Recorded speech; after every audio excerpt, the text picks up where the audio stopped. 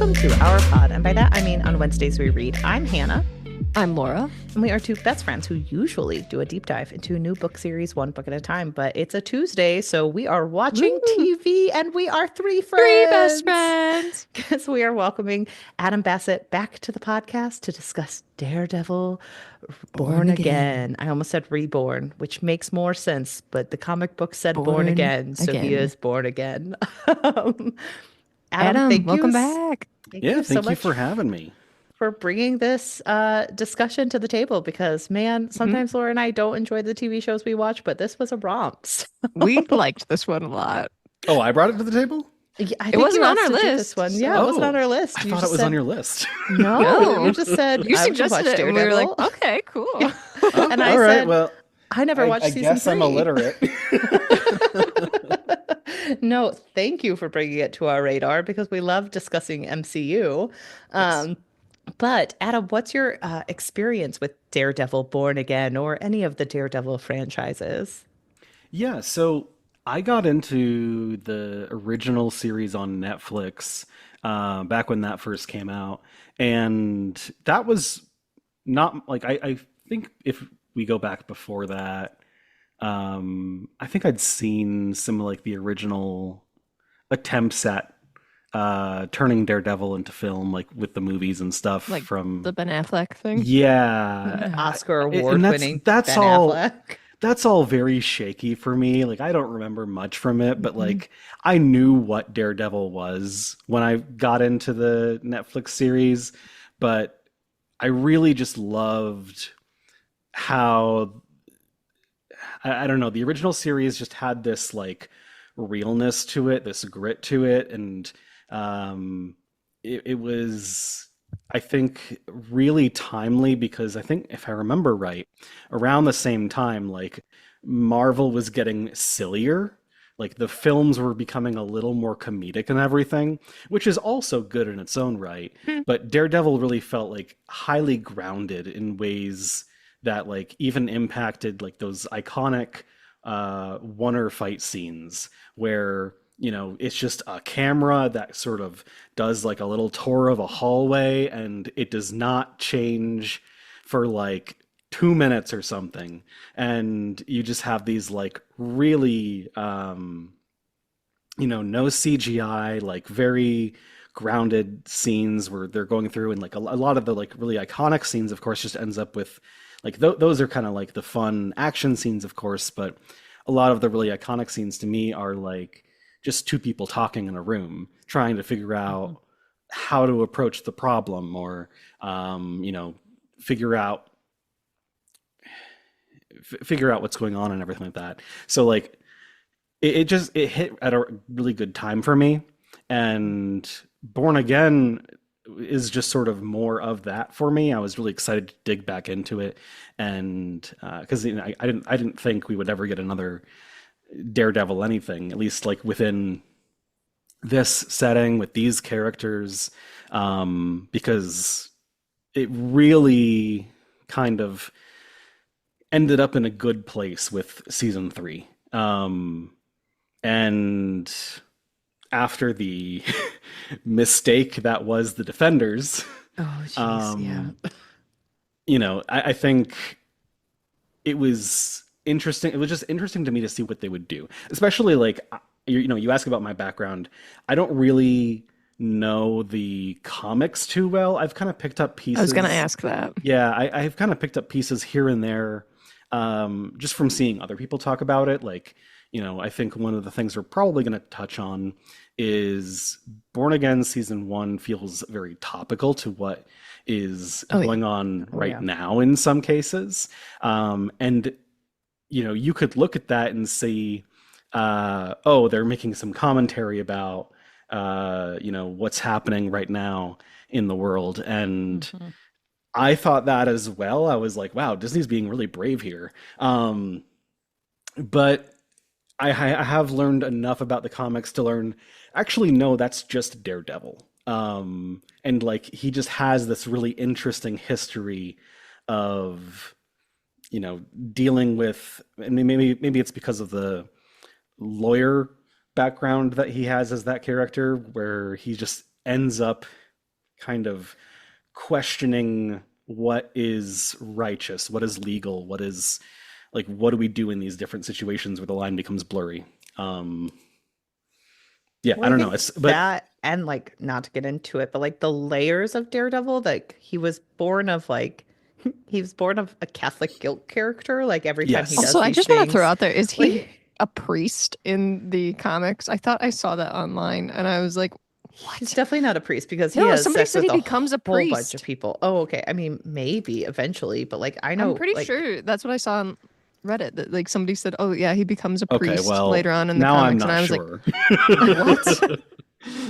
uh oh, while Daredevil's decision to become a priest may be shocking at first, Yeah. that was like back in 2023 with the new era. So like. I, Okay. that's a new era thing, but like originally I don't think he became a priest, but he is like born of like what is good and what is evil. Like he It's very much the struggles with Catholic that. guilt of it He all. and like he's also a disabled superhero or a superhero or a person with a disability. So I think like all Hmm. of those layer on to a much more interesting character than a lot of Yeah. superheroes, which is like rich billionaire playboy with Yeah. an This, Iron Man suit. yeah. Matt Yeah. Murdock is 10 billion times more interesting than Iron Man. Like, I'm sorry, Tony Stark. You're not that interesting. You're a Nepo baby. Like, you're a Nepo baby. In Tony Stark's defense, he was never supposed to be a main character. That was just the one they could afford the rights to. So, I will Yeah. never defend Tony Stark. Never No. in his defense. It is so fascinating to me though how that turned out. Like I remember Iron Man was a friend of mine's favorite character just because he was like I don't even know the full reasoning behind it, but it was like something to the effect of just cool suit of armor, could do a lot of stuff, super smart. Like that combination was really cool to him. But that friend of mine, he was the only person that I ever heard talk about Iron Man. yeah. And then He manifested it all. and then Disney is just like, oh well, yeah, we'll get this bargain bin superhero, and it just turns out to be everybody's like favorite thing ever. Yeah. So Mind wild. blowing. Hannah, what Well, is your experience with Daredevil? so I am the first person to admit that I have zero taste when it comes to movies. So I enjoyed the Daredevil films, and I did watch the follow-up Elektra and also watched it multiple times. I do think it had the exact crossover of things I liked, which was oh, what's her name? Jessica, or it's not Jennifer. Jennifer Garner. Jennifer Garner Mhm. in leather and Jennifer Garner in leather. So then you're saying that was why you liked the movies. I'm kind of wondering if that's why I liked it because I Okay. did find her incredibly Gotcha. attractive. And then Bullseye was played by that famous Irish actor I who may forgot have Bullseye was committed in that. um murder at one point. What's his name? He was in The Lobster. Oh, My brain is gone today, but he okay. was Bullseye in that film. And like Matt Damon, or not Matt Damon, Ben Affleck. Ben Affleck was fine. Oh yeah, Farrell played Bullseye, and I just thought his power was so Hmm. cool at the time. So I remember really liking the movie. I was always kind of a superhero girly, so that Hmm. kind of And you were clicked big in that X-Men interest. too. You I was really liked huge into X-Men. X-Men. I was huge into the Spider-Man comic book series. So I really enjoyed it. I remember watching it a lot growing up. And then I did watch Daredevil's seasons 1 and 2. I fell off around season 3 because I think I watched The Defenders and you couldn't defend that TV show because they decided to say that Danny Rand was a main character for some reason. And that was, I remember hating Iron Fist. It was the first Marvel TV show that I actually just full on skipped. And it made me lose like most interest in the original Netflix series. But I really liked Daredevil season 1 and 2. I thought they did Elektra really well. I thought the storylines were interesting, and it was like you said, Adam, a lot grittier than what we had been seeing out of Marvel. And so I really liked Jessica Jones. I really liked Daredevil. I thought had interesting like chemistry when they were on the show together. All those different types of things. So that was kind of my experience. And I had not watched the show yet, and I was so glad to watch it because it was a ton of fun. Laura, what's Now, your experience? Oh, yeah, go sorry, I ahead. just had a quick question. You mentioned you enjoyed seasons 1 and 2 of the Netflix Daredevil. Did you see season 3 as well, or did you skip over that one? I meant to watch it and then I ran out of time, so I fully skipped it. Totally fine. I just was curious. I would say season three, and this was a while ago that I watched it. I didn't get a chance to rewatch anything. I mean, aside from just seeing Born Again before this. Um, but I remember season three as being like maybe one of the best seasons of superhero TV. It's just TV, maybe. Like, I I'm gonna make just, a hot take. It's because there's more Vincent D'Onofrio. I maybe, It I don't know. helps. Because I also enjoyed season three more, and I was like, there's so much Vincent D'Onofrio. I'm in Yeah. love. The thing that really resonated with me, I mean, first off, we get rid of the hand. We don't need them. Mhm. That just didn't go super well, I don't think, in these shows. But also, I just really thought the way that they portrayed Matt's like struggle with faith and everything Yep. really well. I mean, I won't get super into it for any spoiler I reasons mean, and you all can that get kind of I mean, stuff. into I think it. we can do We can full spoil it. spoilers. So Yeah. like you spoil away. I probably will watch season three. But I am also the first person to be like, I'm not a spoiler-free girly. If you spoil Sure, something, I'm sure. like, oh I yeah, mean, Hannah will okay. forget. Yeah. I mean, the exact details escape me, to be honest, but Yeah. the point of it all being very much like, you know, we aren't just pushing this hero to his physical limits, which is typically what you see, hmm but we're pushing him to his like spiritual limits and making him question what he believes in. And Questions of morality are very yeah, much yeah. a And theme of like it. that really was a different take, especially Mhm. within the MCU, in which like those first three seasons are kind of in and out of the MCU. Like they exist in it and they don't at the same time. It's Schrodinger's MCU. Um, so it's kind of awkward, but In association with Marvel. yeah. Yes. It's one of those things where just like A no better other version. show, no other film is really quite doing it the same way. I think Jessica Jones kind of gets close just because of Yes. like it's not like she can't punch her way out of all those situations, you know? Yeah, I think Jessica Jones is also it's also more like psychologically dark because I was Hmm. talking to Laura about this off mic, but like the discussion of someone's like Jessica Jones is like over and over again like mentally assaulted by a character, and it's her dealing with the ramifications of that. And then it happens to like her, not to spoil, this is light spoilers, but it happens to like her adopted sister. Hmm. And the sister takes it harder because she doesn't have like Jessica Jones's powers and she like wants to feel more powerful and wants to take that back. And it leads her down areas that are not the best for her. And I think it does like a psychological job of a lot of what Daredevil does. And it's Yeah. interesting, Hmm. but you're right. And it did, I just saw a small spoiler and it did clarify when I forgot to look this up when I heard it because it's a blink and you'll miss moment during Daredevil Born Again. But he's like, yeah, my father's dead. My mother's alive. And I'm like, his mom's alive? Like, I had a moment of that. So Hmm. apparently that happens in season three. So it's none of my business. But yeah, Laura, what is your experience with Daredevil? So I have the least experience with all of this out of everyone here because I binged all of this in the past week.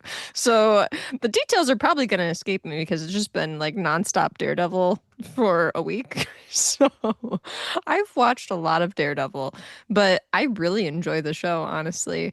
I was really surprised. I didn't think I would like it, but it really got me. And I think for some of the same things you were pointing out, Adam, where this is actually more of a relatable protagonist Hmm. who has some questions in terms of the ethics and morality of it all.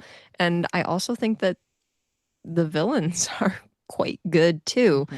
and pretty easy to connect with. And I'm going to have to ask Marvel to stop making me love villains by putting some of my favorite actors in these roles because I feel like Vincent D'Onofrio in the original Daredevil series and also in Born Again is just phenomenal. Oh yeah, And he's perfect for that role. he is so great.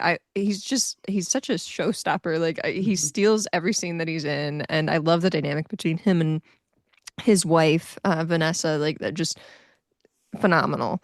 So I was so impressed by their portrayals of these characters. And I also think that Matt Murdock is a great character too. Karen, I could live without, but whatever, we'll get there. But yeah, I have the least experience just because I've binged this so quickly. Adam, are you a Karen fan in this TV series? Not as much of a fan as I've seen some other people Yeah. being. We Like, I'm not obsessed with her. Why So are But we're some not. people obsessed with her? I find her I so like her a annoying. lot. Oh, okay. We're not gonna lie. We're not huge Karen fans. My judgment may be clouded because she was on True Blood, which I was obsessed with in college, and I did not like her character in True Blood either. And so it may just be me copy and pasting this character Mhm. again. Think it's so my problem with Karen, not to start it off, because like in this season of Daredevil Born Again, which we will get into with more details, that's not just about Karen. I Mhm. was very glad that she wasn't here very often Yes. because to me, she it's one of those things where she's supposed to be like the heart and soul of people. And I think when you have this dark, gritty world, that's a hard character to like latch on to because She everyone also else is, plays into a lot of tropes, though. yeah, she's very much like the girlfriend sidekick Hmm. character. And I just don't, I also think That the pines actress for and the unknown man who yeah, and she could and Charlie save her. Cox just don't seem to have the best Mm-mm. chemistry, in my No. opinion. But that's not to say that the show isn't fantastic because Right. Still love the show. this show starts off with a huge bang with the killing of Foggy Nelson. It is like That made me sad. I chronologically really in the liked him. well, it's chronologically in the same world of the original series. It's Yeah. Mhm. just years later. So like a bunch of stuff has happened. They're kind of just going along. You know, they're having their life, and you find out that Foggy's working on this case that leads to his murder via Benjamin Dex Poindexter, aka Mhm. Bullseye. And he kind of brutally does a rampage through this, and that's just like the start of the Yeah. series. Um, I would And say I will this is say that they did not hold back on showing us any kind of violence or blood or gore or anything. Like, I was Yeah. surprised for a Disney thing that they went all out and they're like, you know what? We're gonna Game of Thrones it for Disney. So, Yeah, I sort of suspect that they were sort of dragged into that situation by the Mhm. original series and by the mhm. fact that they had characters being played by the same actors from that series. Like, Mhm. I mean, they surely knew that the original fans were going to be tuning into this hoping for something similar. Yeah. Um, and I almost feel like those opening couple of minutes was just like a love letter to the original Yeah. series where it was like we're gonna do comic stuff, we're gonna do like advance the story and everything and all that, but we're gonna show you that we're gonna do it in a way that's like like I said earlier, one of these iconic like oneers, these fight scenes where the camera is not cutting to any other shot. It's just we're going to hold the scene and show you the brutality of it. Mhm. And we're going to mix that. And I think that opening scene does this really well. Um, they mix that right before everything goes terribly. They just show everybody talking and drinking and Mhm. Foggy is kind of celebrating this case that he believes he's going to win and those moments I think hit just as well. You were talking about Karen not being the most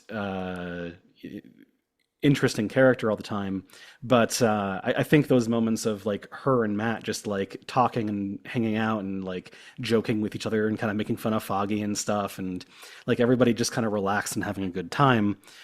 I think the way that it balances those moments with the fights and the drama and all that is part of what makes the show so special to me. And I'm really glad that Yeah. we got some of that as well, especially with some of the original characters. I do think those intimate moments are very important, like you're Mhm. saying. And I think it also kind of helps the viewer to not feel overwhelmed by all that's Yes. happening Yes. because I know that that was something for me, especially in Born Again, where there's just so much happening that you kind of need Hmm. to like have a step back at times to be like, okay, I need to be taken out of this for a little bit because things are getting so fast paced and intense that I kind of needed to have a few moments where it was like, let's just have some people talking because this is a lot.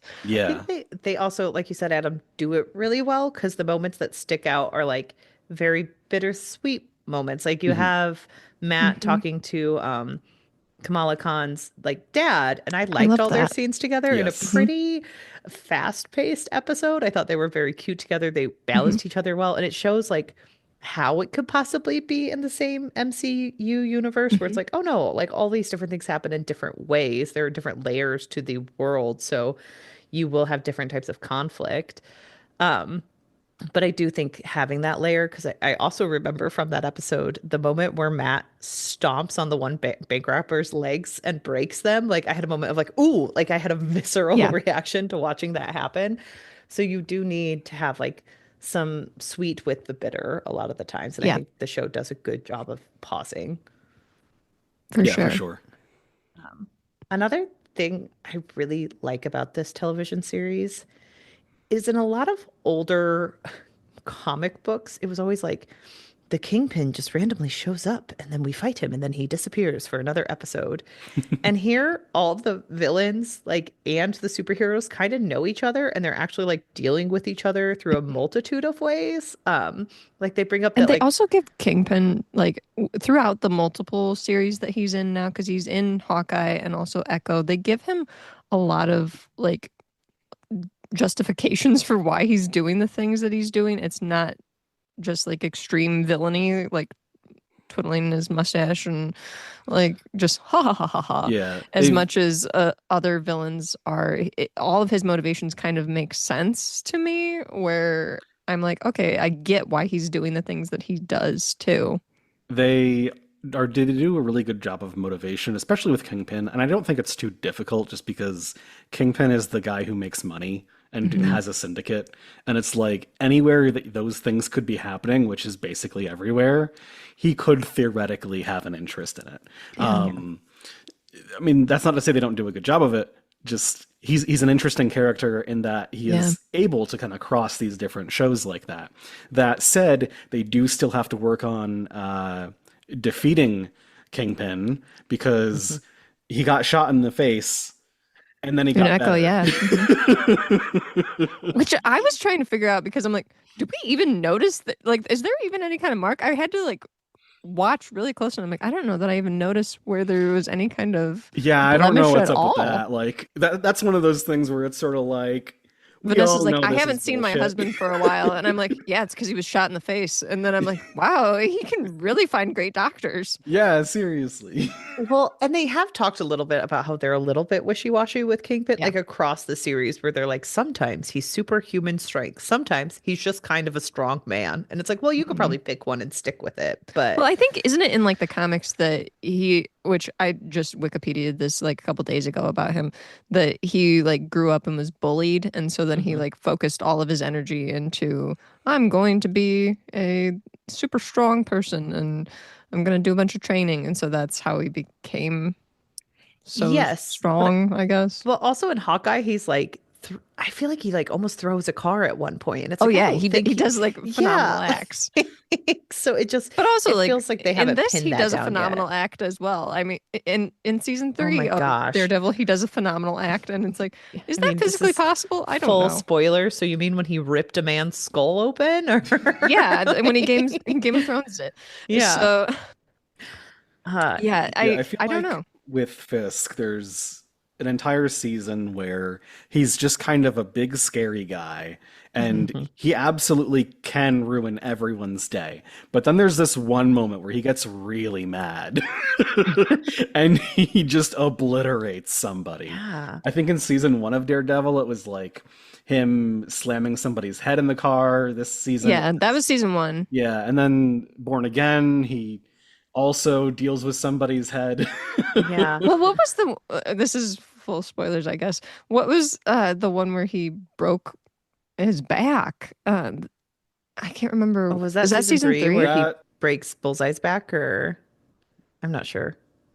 Oh, Everything's like blending together in my yeah. well, mind. It's been he so does much great Daredevil. I think it's feats season of 3 where he breaks does. I someone's thought it was back. Matt's back. I Oh, think he it broke is. It's Matt's Daredevil's back. You're back because right. isn't he on house arrest or something? And Yes. there's like a confrontation and he breaks Matt's back just like up Yeah, I against think the that's wall. what that was it.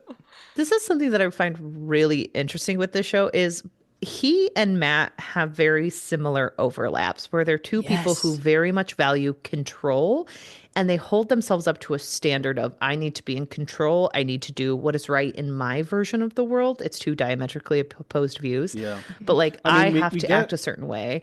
And then something breaks them and they're like, nope, I'm just going to fuck everything up.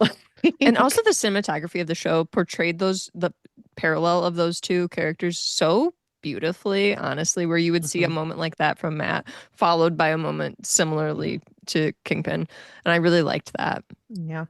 we see some of this quite literally as well in Born Again, the very first episode when Matt and Kingpin like just have that moment in the diner together Yeah. when Matt is like, "So you running for mayor?" And he's like, "Yeah, you coming back as Daredevil?" And it's like, we're just kind of laying out the ground rules, and it's like if either of us breaks those rules, then we're going to come after you. But it's like we Yeah. have this, like you said, this kind of code of like, I'm not just going to start beating your face in right now, right here. Um, yeah, it's very interesting, and it creates these kind of constantly shifting boundaries of like, when do you stop, and what situation causes you to go over the edge, and how do you Mhm. work your way back from that if you want to at all. And that's definitely the overarching like theme of the Mhm. season, I think, because there are so many moments where Matt really doesn't want to take up the Daredevil mantle anymore. He doesn't think he He's should. given it up He's at the he's beginning. he's thrown away the mask. Um, He's not but hiding behind a mask anymore. And that's kind of the whole Yeah, thing too which with Fisk is that he doesn't, he's being his kingpin mayor of New York. People shouldn't hide behind masks. And I'm going to, anti-vigilante task yeah, force. anti-vigilante task force. And he's going to save the city, blah, blah, blah. And he cares so much about New York. And all these people just like buy into it so quickly, which is amazing. Never happened in real life, but No, it's uh, not prescient at all. but I love that we have just like the opposite thing kind of happening with Matt Murdock, who's like, no, I'm giving it up. I'm not gonna put the mask back on again, and then whoop, does it?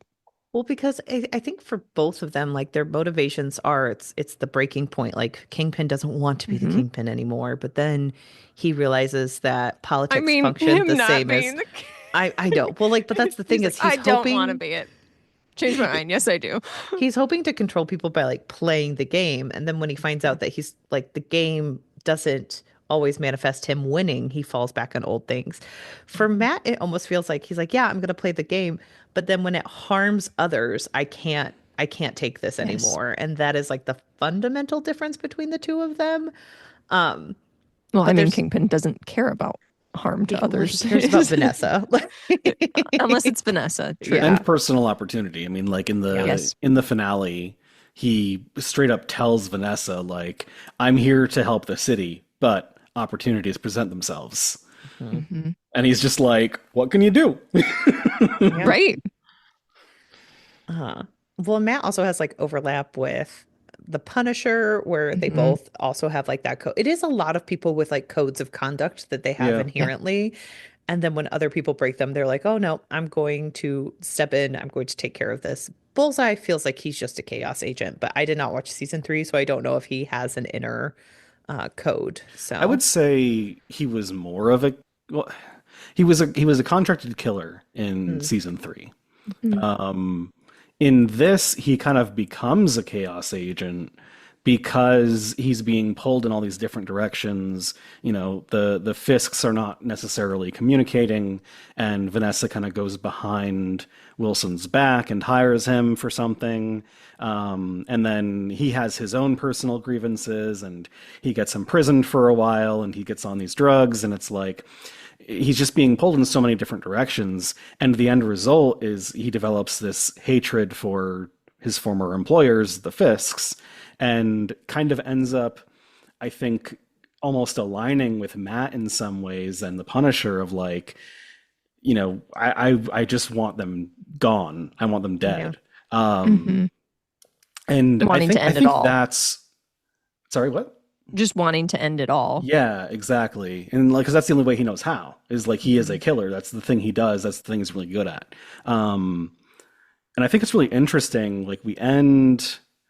I mean, not to get too far ahead of ourselves, but we No, I mean, end we can just kind of the. go through it like loosey goosey. We like a loosey goosey Sure, structure in sure. these. So, So we end the first season of Born Again, which I have some thoughts on. I feel like this is named season one, but it's really the first half of a season. Yeah. yeah. If I remember right, there was like I think there were some issues in filming or something, or maybe Mhm. like the script got cut in half or something. I don't remember exactly, They also but had to do a bunch of reshoots because I think originally they were yeah. kind of thinking it was going to be its own independent thing, and then they decided that it should be connected. Like, I don't think they had a good idea of what they wanted. Yeah, and I think it all came together in the end, but Mhm. definitely like, looking at especially the beginning and the end of this season where they're tying things up and they're kind of introducing you to the situation, and even in the way they like, I mean, this is I'm getting off topic, but the way that they get rid of Karen and Foggy, and they end up kind of just replacing them with similar characters, Hmm. which like I have no issue with, um, Heather or um, any of the former police that Daredevil's working with. They're all interesting enough characters, and I believe that they're all like originally from the comics as well. So it's not Mhm. like totally random that they're coming in. But the way like they get shown in this show is very much like, well, we don't have Karen anymore, so we're going to use Heather as this companion character, and we don't have Foggy anymore, so we're going to use, um, Cherry. yeah, Cherry. Jerry and like some of the former police who are kind of snooping around for Daredevil. Hmm. Mhm. Um, as like a similar character to him, and it just like it never felt like any of them came into their own, um which is a bit of a shame. Like I wish Yeah. more had been done with their characters, and I think some of that is just like they're setting up, season two. Right. They need to be involved there, so they're I was in going to this say, I season. think a lot of it, they struggled with that development of characters just because of the pacing of everything that they Yeah, needed to do so much in such a small amount of time in order to get ready for the next season. yeah. Which Which is like, funny because, like, I don't know if I agree because they could have cut. I mean, like, not with you, Laura. I think you're 100% right. But I don't think I agree with, like, them needing to write it like that because there were moments where I was like, well, we're just watching a repetitive scene of, like, what's Matt going to do? Is he going to go this way or this way? And I do think there was room for the characters to breathe. I just sometimes think Marvel isn't I don't interested in doing that. I don't Like, know that I really even needed them to have replacement type characters, yeah. mhm, honestly, because like I I guess we can say that like Foggy's death at the beginning is very much like the catalyst for everything that happens afterwards and also yeah, just like the change in Matt. So I don't know that we really need to replace that type of relationship. And I also think that the Karen versus Heather relationship seems very different to me too, because Heather very much is struggling with vigilantes and sort of buying into all of Fisk's stuff. And I get it that she has reasons to, and it's mhm, shown why, and I can absolutely empathize with that, but it's different than the doe-eyed Disney princess who's like, I hope Daredevil comes, that masked man saved me. And I don't know. I kind of yeah, I don't know that I necessarily needed those Well, relationships to be replaced, and do find some differences in them. the the Heather relationship didn't make sense to me, and I wonder if it is because it just didn't have room to breathe. Yeah. Because she's kind of like barely on screen, and we're told that they've gotten close. We don't really yeah, see it that much. Like Hmm. she's over at his house a lot, and they say I love you. And like They I love each told other. I told Laura this off mic. I was like, the second they said I love you, I was like, oh, their relationship is not long for this world because there's no reason to have it happen there other than to Here's be the like, thing. this is tragic. It felt Like, very much like their relationship felt very much like Bruce Wayne with any love hmm interest that he has in any Batman movie where it's like you find out about it and you're like, well, that she's a villain now. I wonder how she's gonna reappear. Like Yeah. they love each other. Okay, she's either dead or a villain. Yeah. I think I like the ideas behind what they do with Heather in this, where it's like somebody who Daredevil gets close to, and now he has to kind of play the game of this person doesn't know my secret identity right now, so I have to kind of avoid uh, revealing that. And that's something Daredevil has not really dealt with for a while because kind of everybody found out by the end of season 1 or 2 that he was really Yeah. close to. Um, so that was kind of fun to bring that dynamic back, but they didn't do a lot with it. And I think it was kind of fun to have a love interest with Daredevil who ends up kind of air quotes betraying him in the Yeah. end by kind of siding with Fisk on some things and not seeing him for the villain that he is. And I think there's, like I said, some interesting things that they can do with that. They just nothing happened with it in this season, which is what kind of why I say like it feels like they're building towards something interesting in season 2. It's Mhm. just like they felt they had to establish this character first so that there could be a betrayal, so that there could be sort of this dissonance between them. I am very curious to see what they do with her in season 2. Just I don't know, just she fell very kind of like you're saying. They just didn't show their relationship very much, and probably Yeah. just because they didn't have time. But if you added like I don't know, 5 minutes to each episode.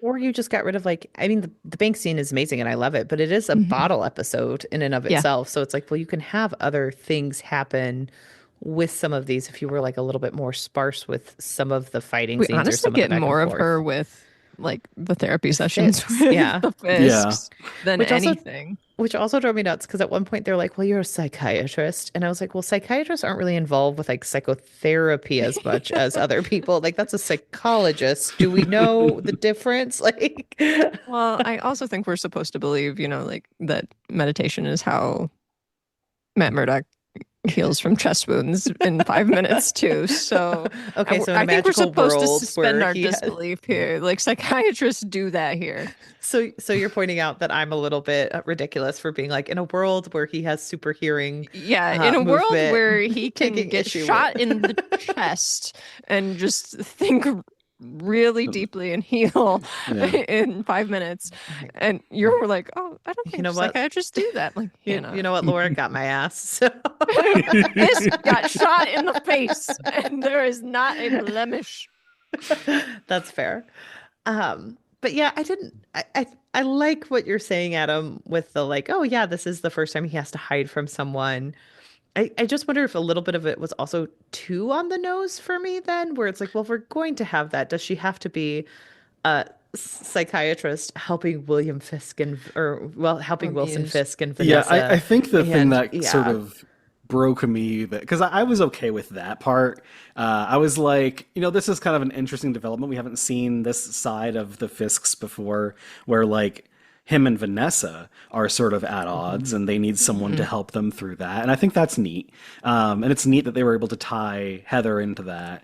But then it was like, she had this book about the masks we wear, and it's like, okay, wink, wink, nudge, nudge.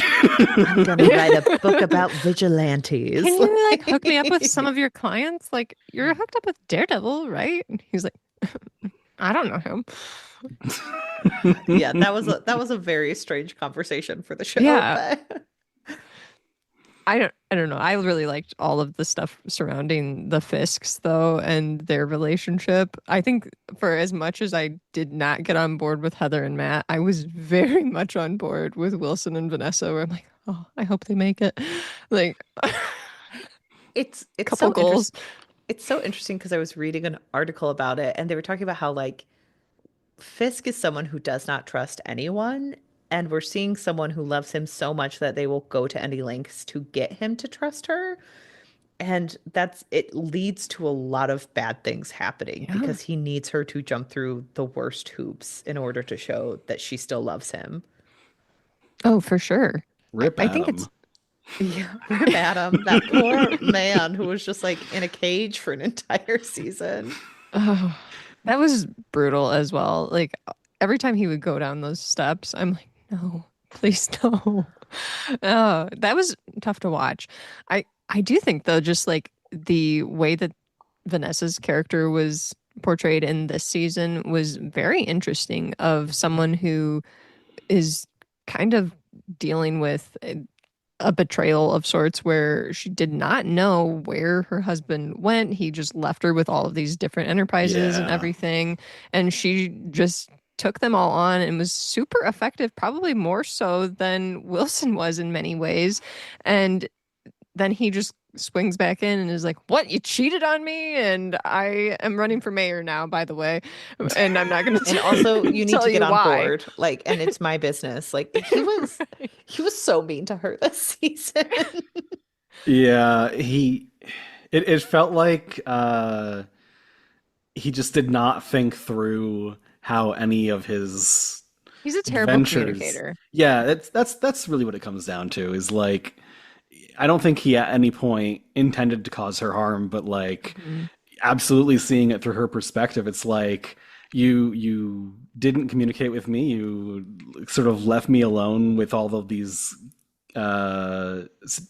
different organizations and all that, like the network that he'd founded, and it's like I found I built upon it and I made it Mhm. mine, and then you just show up and And say everyone we're not leaves. doing that anymore because I need to run Yeah. for mayor. Like And he's like, "I'm not going to tell you all the reasons for why I'm doing this, but we're just doing it my way."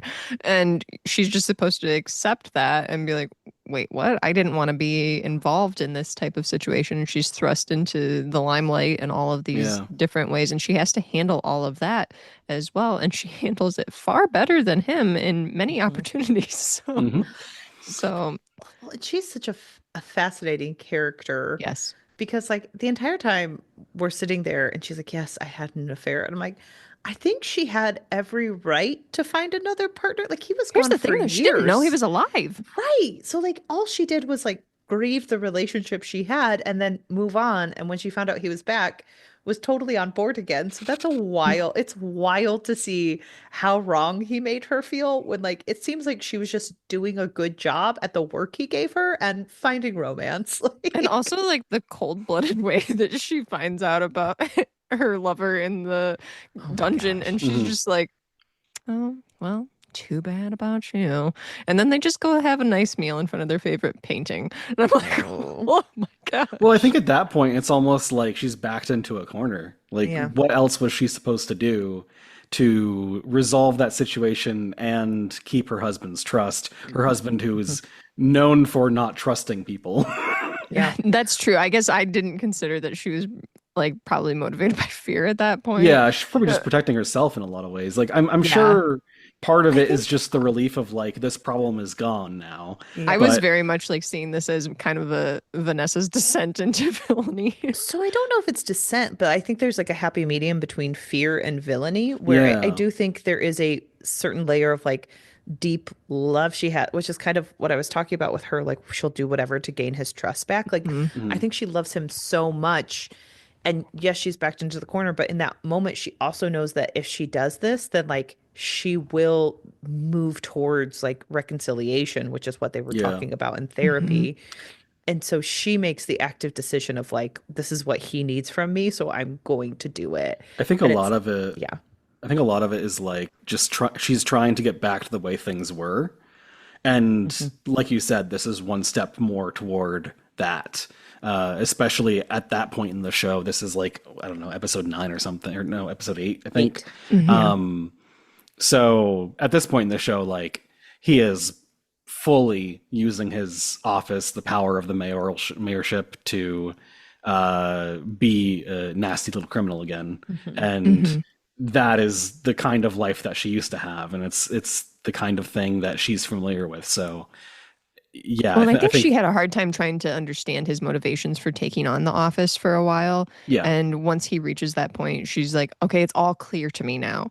I understand. You were trying to make this just like a city that anyone can do anything corrupt that they want to. And now I totally support your vision. And I think that before then, she was very much like unsure with what was going on. Mhm. Yeah, I also think that there was a certain layer of like anger coming from Vanessa Oh, because she yeah. had built this empire and she had done all this work, and he kind of walks in and treats it like it's nothing, where he's like, well, what you did was not good enough because I want to build something new and He legitimate. doesn't give her any kind of recognition for keeping it all together. Yeah. And like the people that worked for her had even said at one point, like, no, we actually really like the way that you ran things. Hmm. When do we get a Vanessa miniseries, which I is know, just that's her, amazing. Well, just and her sh running the show? originally she was recast in this because it was supposed to be a different timeline, and they brought Oh, her that would be back. sad. So, like, I think some of the most fascinating parts of this TV show weren't originally intended, which is sad. I'm glad they brought her back because she's really good. Yeah. And the dynamic between the two of them is really, really good. They're great actors. Oh yeah. Yeah. Uh-huh. I also just think like I maybe am just like obsessed with Vincent D'Onofrio because like anytime that he is in any scene, I'm just glued to the TV, and I was just in love because I think he is such a great actor and portrays this character so well. I'm assuming this is supposed to be like a large character anyways, that Kingpin is supposed to be this really hulking, Oh large, yeah. Yeah. dominating figure that's supposed to be scary. And I think that they portray that well too with the way that they show like the camera angles and everything, the way that Hmm. they show him entering rooms, the way that they show him kind of towering over other people, him putting on suits and the suits like ripping out because he's so huge and everything. He's just a very well portrayed character on top of being well acted. I also really appreciated, like, I think there's a lot to be said, and there are criticisms to make about Daredevil. Mhm. It's a character who is blind but has a lot of different like abilities that make it so he wouldn't have to live as a blind person like fully if he Mhm. didn't need to in certain ways.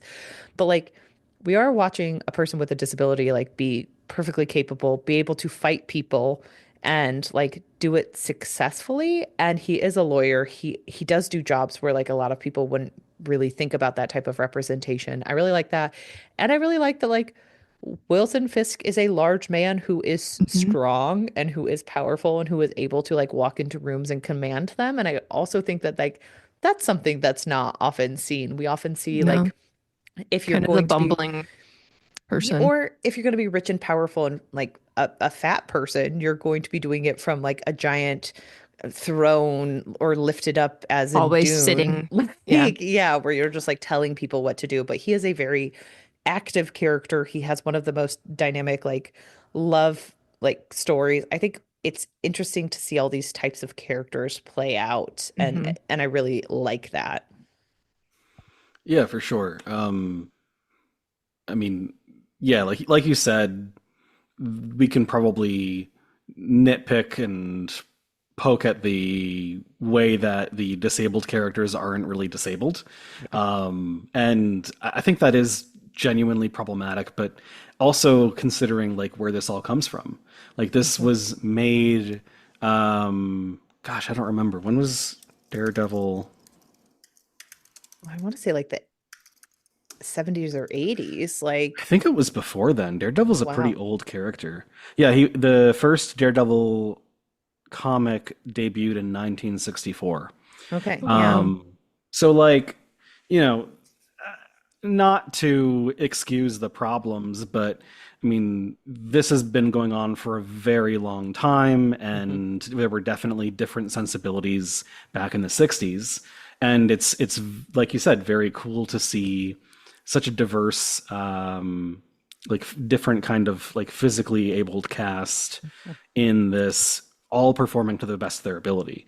Yeah. Um, and I think like a lot of that is fulfilling different archetypes, like the blind oracle kind of archetype is one that has been around for Yeah. like as long as storytelling has been around. You look back at like ancient Greek myths, and there are blind people who can see into the future and understand the world in ways which the rest of the characters can't. And the Kingpin is basically just big man, and everything about his character is big man. And part of like comics is you want to get a recognizable silhouette so that you can quickly draw it and people recognize it really easily. You can do some fun different kinds of artwork with covers just based on the silhouette of this really kind of top heavy guy in this Yeah. really fine suit with blood on it or something. Like you can do some really cool visual stuff with that. I think that origin in the comics, in this visual media as well, really plays well to these adaptations when people take advantage of that. Yeah. I think it's a different kind of adaptation, but I think we see something very similar in the Into the Spider-Verse series of Oh, yeah. films, where like they take a lot of inspiration from the visual style of comics and like working in different types of media into it, especially in like the second film, where you see like Spider-Man from different worlds and stuff, and all that kind of like that. I just think that all of that is really cool when it plays out well. And we do see a bit of that here in just the way the characters are portrayed. And I think that's a really good point that like comics have been happening for so long and we've seen different iterations of the character. Yeah. It's nice to see how they expand instead of like contracting them to what their original representation was, to see like, oh, let's play with this and see what we want to keep in a modern day storytelling type space. Yeah, for Yeah. sure. I don't know really where I'm going with this, but I wanted to bring up like how art and blood were specifically woven into this story. They have a And knack for that, don't they? yeah, Yeah. Yeah. I don't think I would have ever thought of a serial killer who took blood and put it into an epoxy so you couldn't wash I it mean, off. That's, that was extremely gruesome. yeah. And I actually rewatched the first and final episodes of the season like last night, just to try and refresh my memory a little bit. And the And creators said that episodes 1, 8, and 9 are all very much tied together, so good choices. oh So yeah, awesome, great. They felt very tied together. But yeah, as soon as in episode one, they were hinting at Muse and the paintings that he was making. Like you see uh, somebody on the news talking about like all of these murals are mysteriously popping up, Mhm. and you see at the very end when Fisk declares his candidacy, and people are kind of no, I think he won at the very end of He episode won. one. Yeah. mhm. And you see you actually see Muse painting a mural of Fisk, which like we Yep. don't know at the time is Muse painting with blood, but in retrospect, like they are teasing it way sooner than I thought. Yeah. So that was kind of neat as well to kind of go back and see how these sometimes like in the Muse episodes feel very independent in a lot of ways, like Hmm. they trigger things that come later, but the events that happen there sort of feel self-contained, whereas like I don't know, just from a storytelling perspective, to me it's interesting how they foreshadow it in these like really subtle ways. I do think the Absolutely. Muse character was definitely foreshadowed because I binged this week because I'm a procrastinator. Um, I do remember the Kingpin like mural at the beginning because it was so visually stunning, and I remember someone saying like, "Oh, Yeah. these murals are popping up," but that like the show does a really good job of like letting that be an undercurrent Yeah. because they do hint like when you have Ayala, his trial, where he's like, these people are going missing. I don't know what's happening, but I was there trying to investigate. And then you have like a random scene where someone's blood is being pulled. And I was like, what's happening? Why are we seeing this? And then like an episode later, they talk about how, oh, we can't wash all of these murals down. And it's Mhm. hinted at so well, but it's done like so side-eye that you can't, you're not, it's hard to pick up all the different threads at the same time unless you're watching them. Yeah, for sure. I definitely missed those little moments. Like I of course saw the painting, but I was like, oh, it's just kind of like some visually interesting way to show what's happening in the city. It didn't really occur to me because I didn't know about Muse from the comics beforehand. So I just didn't see it coming. But Yeah. yeah, I don't know. It's just very cool to me. I think it's interesting too in this show how art is depicted because it's a way for people to connect and like people obviously find beauty in it. Like we usually associate art with like feelings of joy and everything, but it has such dark undertones also in this Mhm. series where it's like the source of the Fisks is money and like all of their laundering. They're going to conduct all their business out of this port, like selling art and everything. And then obviously like all of the murals and Muse's undertakings with art and everything, I think are just really a unique way to portray something that typically is seen as something like very joyful and beautiful to like kind of flip it and be like, no, we can also make this quite bad. Mhm. And And we see this as well in the series when like there's a fight near one of the paintings in the Fisk's like Mhm. torture dungeon, when I think Fisk and Adam are fighting Yep. and some blood gets on one of the paintings. We see the same thing in, I want to say, almost every other season of this show from Mhm. Netflix as well, where like a fight happens to break out where the Fisks are around and they have a bunch of art laying around and there's just this big And blood then they just splatter on it. decide to Yeah. eat in front of their blood Yeah, spattered yeah. Like it's masterpiece. a very common theme. Like I don't know enough about it to dig in right now, but I would love to know more about like It's the also go ahead. I was just gonna say I would love to know more about like the cinematography, the intention behind putting blood all over art and in art all the time. I kind of also wondered if it was something to do with like they're very much willing to uh, they're not afraid of like the costs of their success and if the blood on paintings was supposed to be kind of like an example of that like they're willing to spill some blood in order to get ahead. Yeah, that could be it. See, this is so weird because everyone reads it a different way. I also saw it as like a representation of Vanessa's world kind of getting infiltrated by all of this because Yeah, she originally like a she was an curator for art art? dealer. Yes. Yeah, and so it's kind of showing that like she slowly is becoming part of the crime world and that like Absolutely. Fisk is someone who sees beauty in art. He recognizes the beauty of the world, but the way he goes about it is so dangerous and so like bloodthirsty that it does like Yes. Yeah. affect all these Like things around him. like the beauty of the world, the grandeur of it is not diminished by bloodshed. Hmm. It just bloodshed is just a part of it for him. Yes. Yes.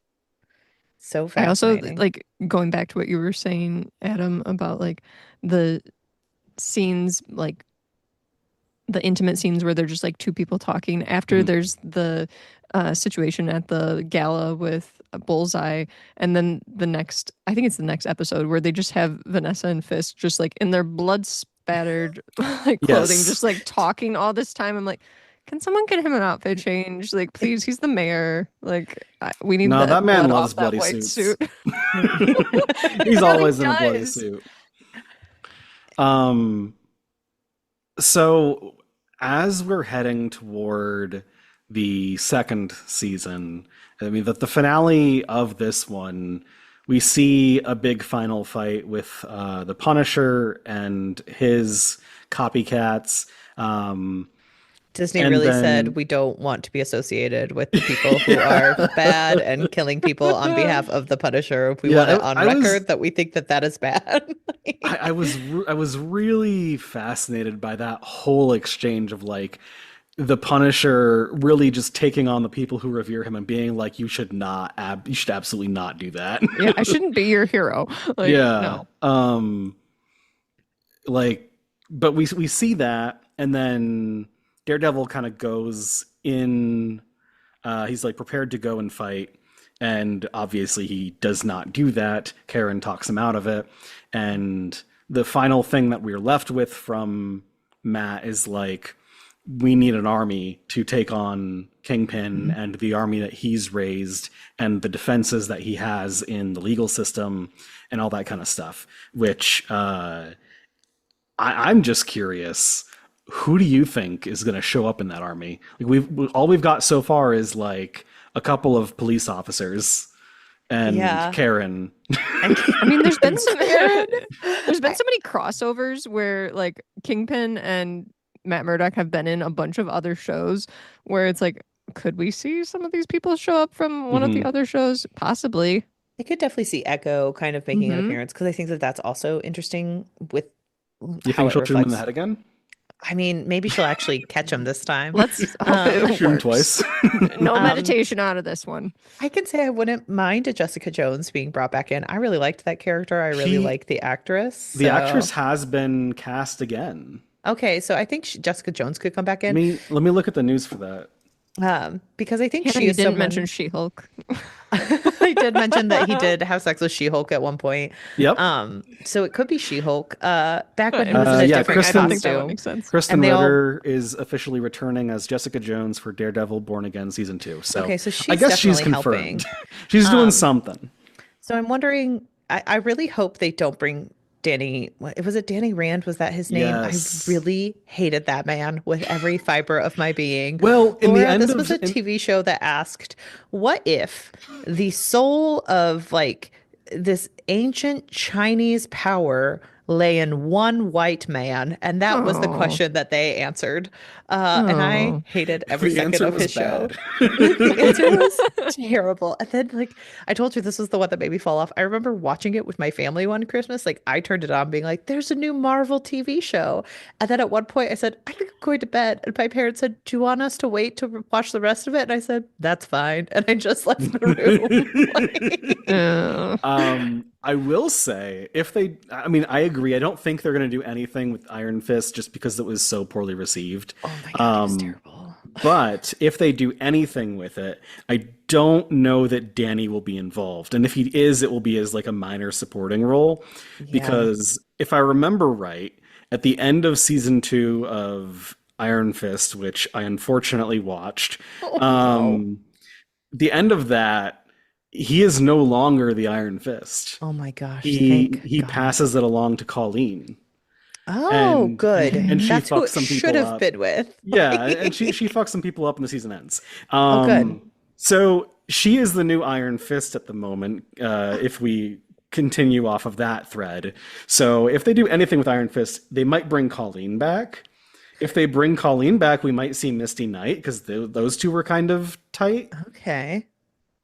I don't think I remember Misty Knight, but she was Luke Cage's, I think, love interest or like partner in some way. I didn't watch I didn't watch Luke Cage because it came after Iron Fist. So we really say where I dropped off. Yeah, no, Luke Cage was good. I think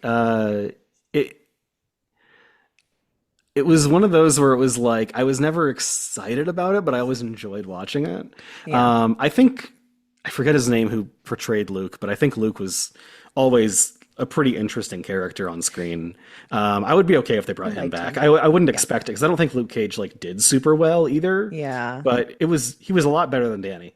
Well, I could also see them bringing him back through the Jessica Jones of it all, because like in the comic book series, those two are married. So like they could bring in that kind of tension again, especially if he's with someone else. Mm-hmm. But if we're making long shot calls, because I think Luke and Danny are both long shots at this point. If we're making a long shot call, not because of this character being disliked, but because of this character being caught up in like a complete mess of contracts, Kingpin is also a very common antagonist to Spider-Man. That's true. Yeah, that's true. And this is kind of like a ground level city problem that Spider-Man would absolutely be aware of. Like, unless he's busy doing some Avengers stuff somewhere. I mean, he's busy trying to get into college right now. Mm-hmm. That's true. And nobody knows busy who making he me cry.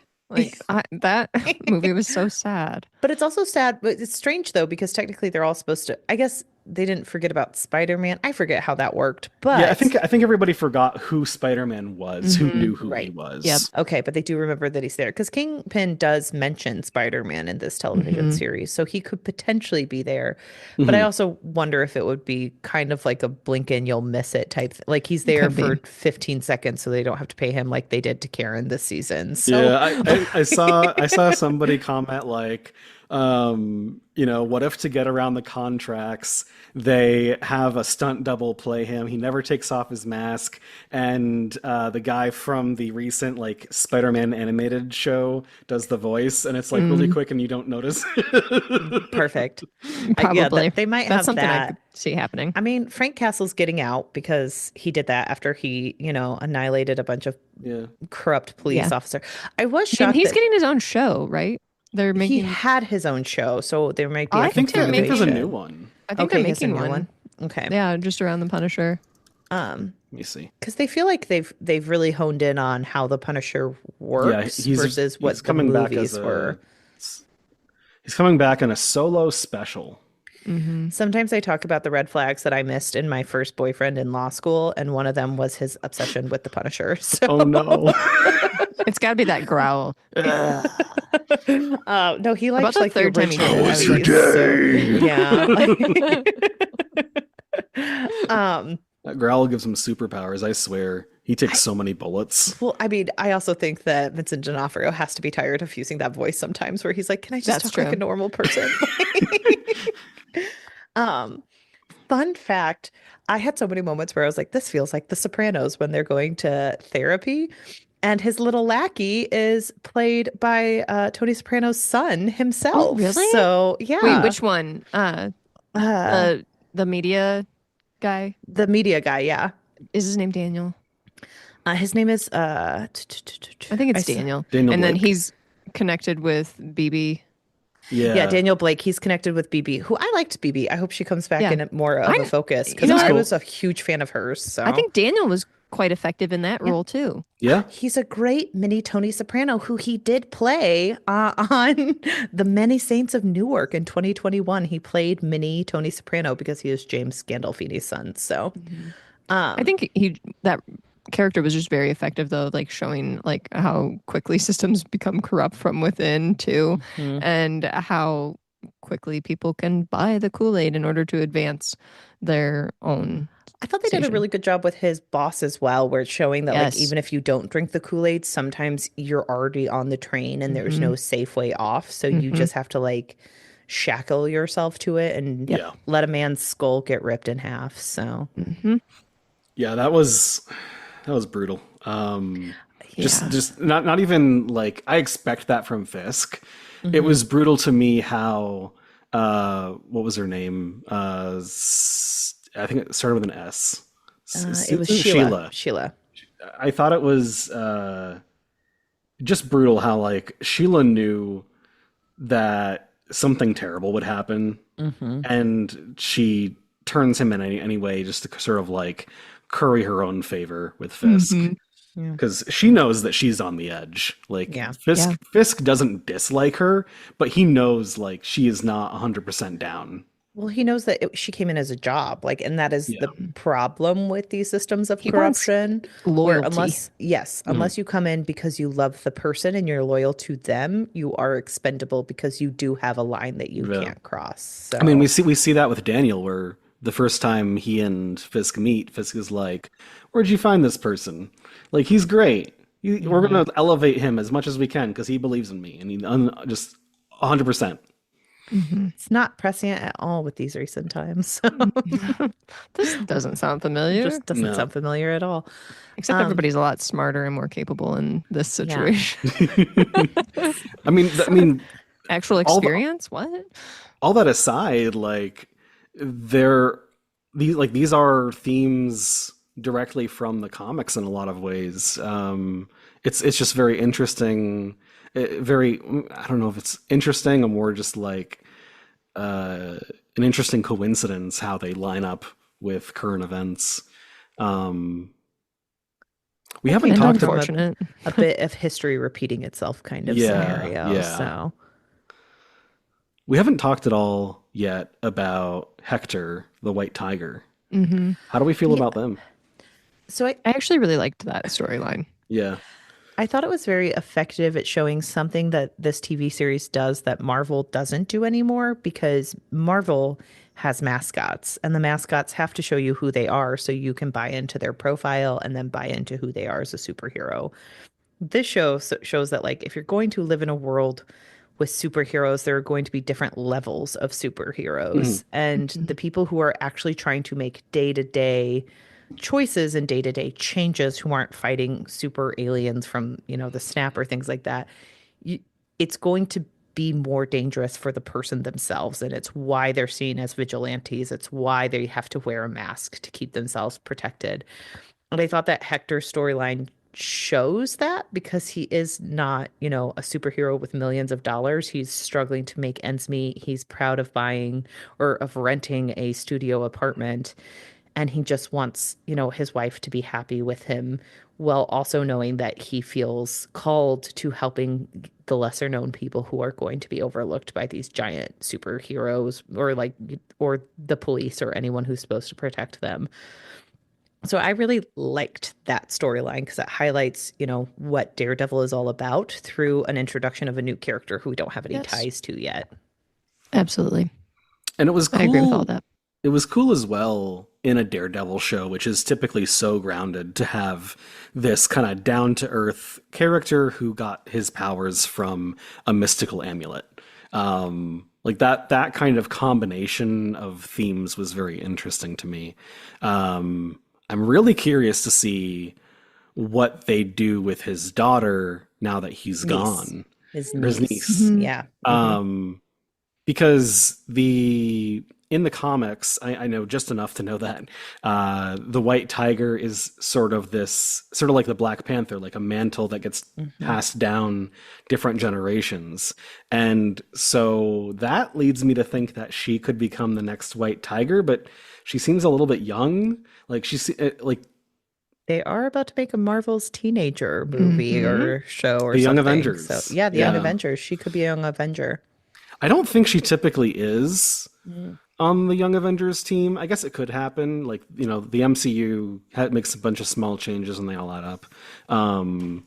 So I don't know, maybe, but I would see it more like, she's personally motivated Yeah. to take down whoever, wronged her uncle and like all that, like stuff like that. Like, I don't think she has not at least shown an appetite for crime fighting or general justice. She's only shown an appetite for like righting this one wrong. And that sort of makes me think she might try and join Matt's army Oh, yeah. in season two. Hmm. That's true. I mean, she is a teenager, so like I could see her kind of just being young ingenue trying to fight with this amulet. Hmm. I think that that's definitely has potential. I liked her character a lot, because it's showing like how these things affect different people. This is just I also one. think there's a good moment too, like kind of sorry, No, just go going ahead. off on No, a quick mine was a aside silly thing, so go off that on the serious aside. well, just with you like mentioning like how these things affect like average everyday people who are like in New York City and all this is happening around them. There's that moment. I can't remember who the what the character's name was, but he's picked up for theft of like caramel corn, and Oh he yeah. has this monologue where he kind of explains like how the system continually fails him and how he Oh yeah. decided that he was just going he wanted something to eat and so he was just going to take it, and they spend so much money keeping him in prison for Hmm. all this time, and he could have just instead of feeding him and everything. And I think that the show did a pretty effective job of working in some of those moments like that and highlighting that like yeah, there's people going missing and there's people who are starving, but we're not spending the money to actually take care of them. We're focusing on like spending our money on task force to fight vigilantes. I loved that moment as someone who used to work in the law, because he's not wrong. Hmm. And I felt like before he had his monologue, you understood why Matt was frustrated that he kept Yeah. telling him no. And then finally he told you his position, and it showed the reality of the situation he was living in. and how like going to jail can ruin his life. Like going to jail Hmm. for any amount of time, you can lose your benefits. You could lose your job if you have one. Hmm. And it like Matt's not wrong when he's talking to the lawyer about like punishment doesn't work. That's why he doesn't like working with Hmm. the Punisher because he doesn't always see it as working or a motivating factor. He thinks you have to help people. And so I really think that that's something that we don't often talk about in media is how Right. much like the penal system is kind of made up of it's supposed to have many different facets, but the one it mostly focuses on is punishment to make sure you don't want to do it again and it doesn't Hmm. work. Yeah, I So, think that is a huge part of the show too, is like pointing out like flaws in the system and how there's multiple approaches to try and quote unquote improve the system or bring justice to people, but they're not always the best means. And mhm. do they actually work effectively? No. Yeah. I also I do struggle as a former attorney whenever Matt's like, I can only have innocent clients. And I'm like, I don't think that that's the way the law should That's work not, either. well, I mean, they pointed out to him, you Yeah. can't be like that. Yeah, like that's not how it's supposed to work. You can't like live and die by that rule. But yeah, I did like getting a chance to see more of that whole law angle to Matt though Mhm. this season. Like I feel like we never really got a lot of that in the first three. Hmm. And it was neat to have this really dedicated look at Hector's case and this like three-ish episodes of him just kind of being a lawyer and trying to Yeah. affect change that way. Although I'm not sure the judge would have freaked out that much on him because like there are rules in the system that's like if a defense attorney says they're not going to bring it up, but then they like I guess because the judge said don't bring it up, that's the problem. But if someone opens the door, you're allowed to talk to them about Yeah. it. So I'm like, well, all He he was ruined doing his was star opening the witness. door. Like, um, but yeah, I did like the legal aspect. I thought that Hmm. was an interesting and very realistic thing of like them in a busy courtroom, them just trying to like talk to one another and get it pled down. That was all very realistic. Um, so yeah, I did want to say my one silly thing about future is it the it's the white White tiger. tiger. At one point she hugs Matt when she barely knows him and I'm like that 16-year-old would not be touching that adult man. Like, no matter how sad she is. Like, it was supposed to be this very sweet moment and I was like please don't Yep. hug that strange man. You don't know him. Like, I just want to ah, point out like another favorite thing that I liked about this was just the coloring of everything and how like mm, when blood would splatter, it would like kind of like take the light and make it red, and how when we had Bullseye, we're like looking directly down the barrel of, I guess not the barrel of the shotgun, into the The scope or scope. whatever, and his eye is blue, and mhm. I'm like, they did a really effective job with like a lot of the lighting and colors that they portrayed in this, especially when it comes to like the art and the blood and like kind of setting the scene for what's going to happen. So I really did appreciate that as well. Yeah. Yep. Any other final thoughts? Um, I really enjoyed this season. Same. I It was really feel good. like season two is going to be kind of make or break, though, Mhm. because I feel like so much of this is leading towards something. And if season two like really knocks it out of the park, this is going to be incredible in retrospect. And it's just going to fall flat if it doesn't, Yeah. which is a little bit of a shame. Like I like that they're spending the time they need to with this story of like Fisk becoming the mayor and dealing with that and all that kind of stuff. I almost wish they would spend more time with it because, especially the first episode, felt very rushed. Yeah. Parts of other episodes as well, but like that one especially, when they're catching you up to speed, is just like kind of whiplash. Um, but I'm really looking forward to season two, and I just hope it Me all too. kind of like comes to a head in an interesting way. It's nice to have the show back after this many years and with so many of the original cast as well. Like I know the Hmm. production was a little bit messy and they had to do reshoots and Mhm. casting changes and all that kind of stuff, but I think those changes really paid off. Yeah, I think this was a great show that really definitely like paid homage to the original show and also really went off in its own unique path. Yeah, I would agree. And give Foggy the Electro treatment and have him just become alive again because I do miss him. I really liked him. Meditation, Stick taught Meditation. meditation in season 1. Fisk got shot in the head and he got better. Why can't That's Foggy true. get better from a shot in the chest? Let's do some Jane the Virgin and bring back the person who we thought was dead. Yeah. We can do it. Yep. So Let's Michael. While we're at it, let's just bring Electra back for the hell of it. Why not? Yes. let's have her be part of the army too. She just shows up and everyone's like, "What are you Yeah. doing here?" And she said, "I've been here the whole time." Like, Yeah, she just like she got resurrected, had some memory issues for a while, and now she remembers, and she's here to help Matt. It's fine. that was what was supposed to happen a lot of the time with Elektra. Yeah. So let's do it. Yeah, she gets revived a lot. This would not be She different. does. Yeah, it's just it's in the lore, everyone. Just use it. So, well, we hope you come back next April or May to discuss Yeah, season 2026 2. is Yeah. season 2. Because But we're Adam, where can excited. everybody find, or actually, what are you reading, watching, and or enjoying? Yeah, for the whoever is still listening, interested in my reading habits, whatever They're all Venn still diagram listening. that is. It's just a circle. It's actually just me. So I've been reading a couple of ARCs. Some friends of mine have written. I'm on book 2 of the Sentient Stars trilogy. I think it's a trilogy by Amber Toro. It's kind of like a classic sci-fi mixed with sort of a slow burn romance thing is going on. Right now, there's just a whole lot of action in the beginning of this book, which is very fun.